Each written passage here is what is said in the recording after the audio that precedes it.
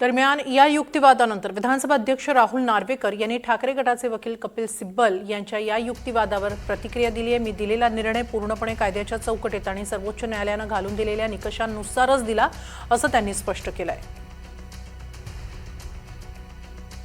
सिब्बल हे त्यांच्या पक्षकारासाठी युक्तिवाद करत आहेत। ते काय म्हणतात ह्याच्यातनं काही सिद्ध होत नाही। मी जी भूमिका घेतलेली आहे, मी जो निर्णय दिलेला आहे तो कायद्याच्या चौकटीत राहून दिलेला निर्णय आहे आणि सुप्रीम कोर्टाने जे निकष दिलेले त्या निकषाच्या आत राहून आधारावरतीच हा निर्णय दिला गेला आहे।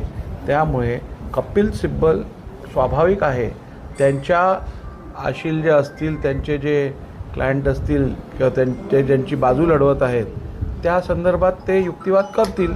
त्याचा अर्थ हा नव्हे की ते जे म्हणतायत ते गॉस्पेल ट्रूथ आहे किंवा सत्य आहे।